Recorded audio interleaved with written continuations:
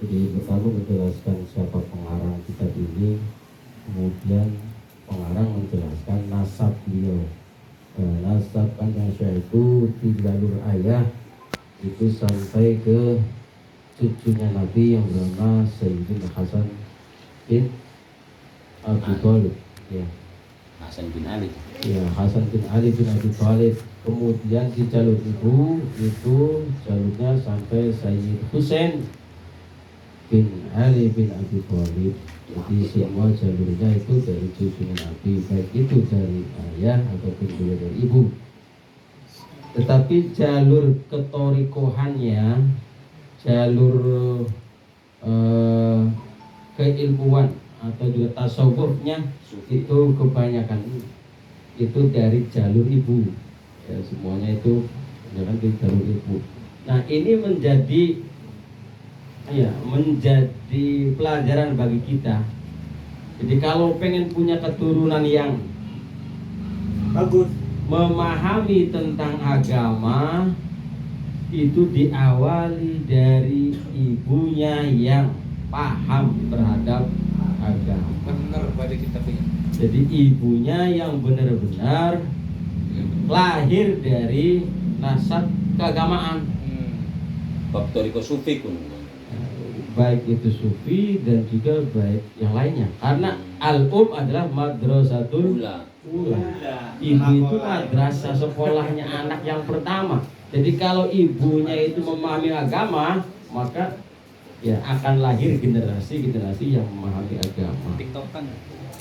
Makanya ada yang mengatakan bahwa di balik orang besar itu ada Ibu. ya seorang wanita yang kuat, Istri, wanita yang hebat. istri siji kuat papat begitu lebih kuat juga maning. termasuk suami ya, laki-laki yang hebat itu ada istri yang ya yang kuat, yang super gitu. Super siji. Ya, jadi ini pelajaran bagi kita. Ben kuat tambah maning. Artinya kalau yang belum punya istri, Kagean. carilah istri yang benar-benar Kuat. memahami keagamaannya. Jadi intinya jangan cari istri yang bisa makaya, tapi sama carilah istri yang gelem tirakat. Lamun aja rebus bari kapan bisa sembahyang toli gelem puasa. Oh, bisa sholat dan bisa puasa. Ya. Jadi untuk keturunan itu insya Allah kalau memang ibunya dari orang yang agamanya kuat, kemudian tirakatnya juga tidak kalah, ya, ini akan menjadikan keturunan yang soleh dan solehah, dan juga akan memberikan kemudahan kepada suaminya dalam memperoleh ya nafkah dohirnya. Nah, ini kunci ya, kunci. Jadi dari biografi Kanjeng Syekh ini saya teliti, saya amati, ternyata jalur torikohnya itu kebanyakan dari keturunan ibu. Kemudian di bab yang kedua ini menjelaskan tentang kelahiran Kanjeng Syekh. Ya, Kanjeng Syekh itu dilahirkan pada tanggal 1 bulan Ramadan. Ya, tahunnya itu adalah tahun 471. Ya, ikhda wa sab'ina wa arba'imi'ah. Ya, itu di daerah Khobaristan di Iran. Iran.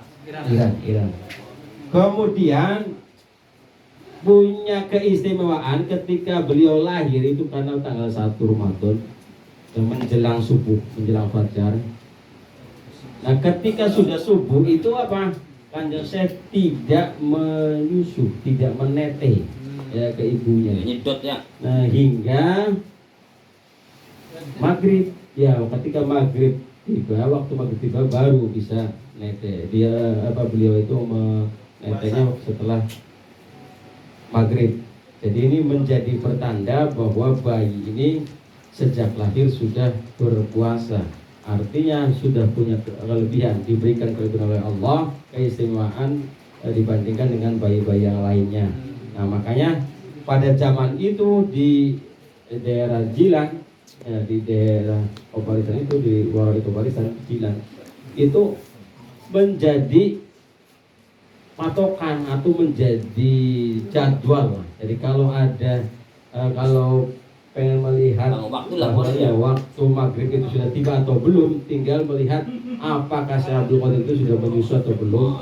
Nah, maka itu Cili menjadi ciri khasnya. Sini ke puasa ya. Nah, kemudian juga di bab yang kedua ini menjelaskan beliau itu sangat bersungguh-sungguh sekali dalam mencari ilmu. Jadi kanjeng saya itu tidak ujug-ujug jadi wali.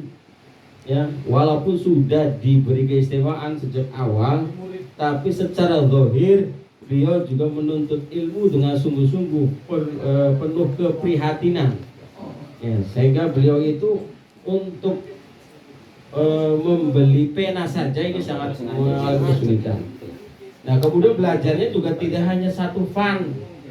Ya, tidak hanya satu fan ilmu, melainkan ada 13 yang dipelajari oleh Syekh Abdul Qadir. 13 fan ilmu. Bahkan kalau yang pada waktu itu yang tenar itu adalah tentang arut ya. Kalau seandainya ilmu arut ini termasuk ilmu yang paling tinggi, mungkin Syekh Abdul Qadir sudah merajai tentang ilmu arutnya. Karena arut itu karena lagu ya. Kalau lagu itu biasanya ada identik nafsunya, kesenangan karena menikmati irama. Nah, sehingga bukan termasuk ilmu yang lebih utama. Walaupun memang mengalahkan segalanya ilmu arut itu. Nahwu saja juga kalah oleh ilmu arut. Seharusnya dibaca doma bisa saja didazamkan. Kemudian kanjeng Syekh juga ini di samping mempelajari ilmu-ilmu syariat dan juga riyadhah, ya latihan meninggalkan kesenangan, mengekang nafsu.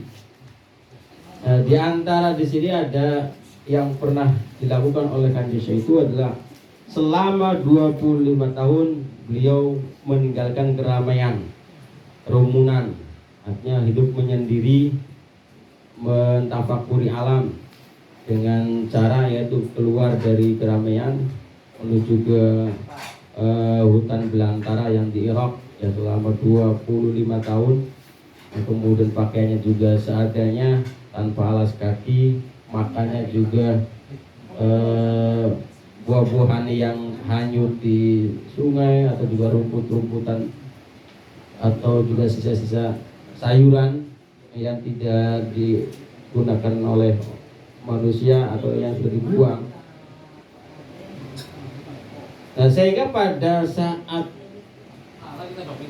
yang sudah ditentukan bahwa makomnya kanjeng Syekh itu adalah sudah menempati derajat yang tinggi, nah itu ada orang yang merasa kasihan melihat Syekh Abdul Qadir Al-Jilani ya prihatin hidupnya sampai-sampai tidak mendapati makanan dan juga tidak mendapat minuman, dan ada orang yang merasa apa istilahnya ya rasa kasihan atau juga merasa boleh dikatakan peduli ya, sehingga beliau mengasih makanan atau mengasih uang untuk membeli makanan.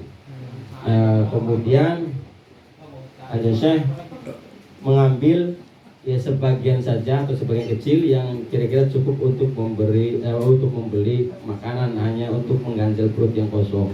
Nah, ketika sudah membeli dan ketika mau makan, ya ternyata di tempat duduknya itu ada selayang kertas, ya selayang surat, selayang pandang kertas. Di situ ada tulisan yang innama ju'ilati syahawatu liddu'afai ibadi liyasta'inu biha 'ala ta'ah. Sesungguhnya Allah itu menjadikan syahwat itu untuk orang yang dhaif, orang yang lemah, ya. Untuk apa syahwat itu? Untuk beribadah. Jadi golongan kita ibadah itu karena ada syahwatnya. Golongan kita hadir di majlis ini karena ya mungkin kepengenan lain sebagainya, ada syahwat, ada keinginan. Nah, tetapi wa amal aqwiya'u fama lahumus syahawat. Sedangkan orang-orang yang terpilih, orang-orang yang kuat, itu untuk menjadikan taat, untuk beribadah itu tidak butuh syahwat itu. Nah, sehingga di sini fatarokal akla wa khadal bindil wa tarokal makan. Jadi Kanjeng Syekh meninggalkan makanan tadi, jadi bungkus lagi kemudian ditinggal, tidak jadi makan. Nah, itu sampai begitu, sampai ditegur. Ketika mau makan itu ditegur. Oh, ente apa sih enaknya makan? Ya kadang bolet itu apa? Enaknya di tenggorokan, lewat tenggorokan pada baik. Hamburger itu sama lah, enaknya dengan bolet gitu. Kalau sudah lewat tenggorokan, bedanya hanya di lidah saja. Sate itu dengan tempe bedanya hanya di lidah. Ketika sudah lewat tenggorokan sama saja.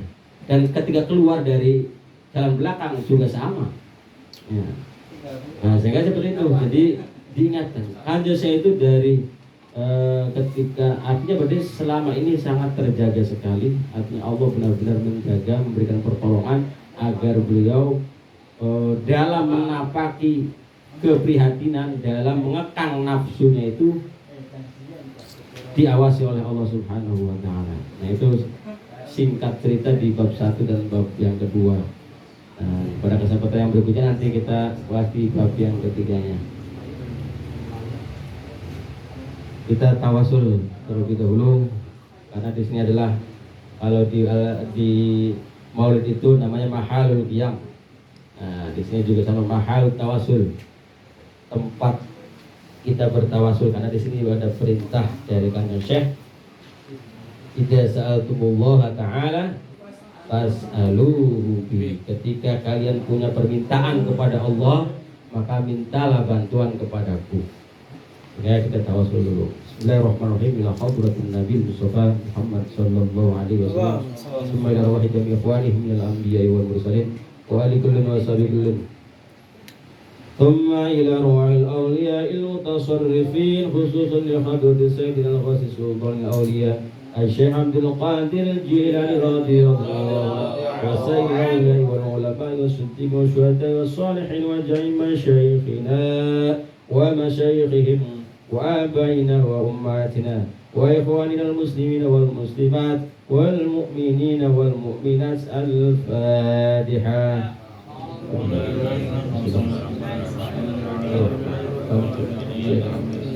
إهدنا الصراط المستقيم صراط الذين أنعمت عليهم غير المغضوب عليهم. اللهم صل وسلم على سيدنا محمد وعلى آل سيدنا محمد. اللهم إنا نسألك ونتوسل إليك بوليك الغوث يا شيخ الثقلين يا قطب الرباني يا غوث الصمداني يا محي الدين أبا محمد سيدنا الشيخ عبد القادر الجيلاني رضي الله عنه. إنا نتوسل بك إلى ربك في قضاء حاجاتنا هذه.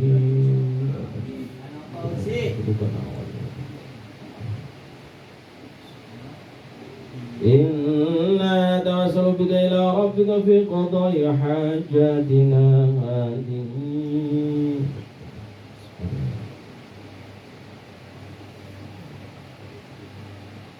إنا نتوسل بك إلى ربك في قضاء حاجاتنا هذه.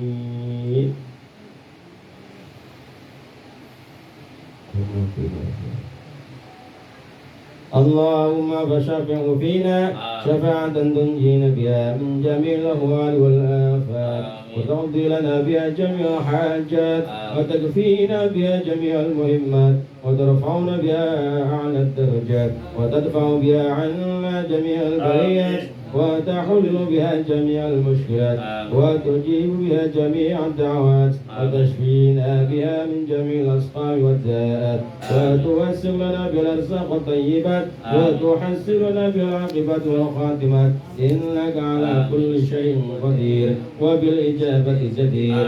ربنا آتنا في الدنيا حسنة وفي الآخرة حسنة وقنا عذاب النار. وصلى الله على سيدنا محمد. سبحان ربك رب العزة عما يصفون وسلام على المرسلين والحمد لله رب العالمين.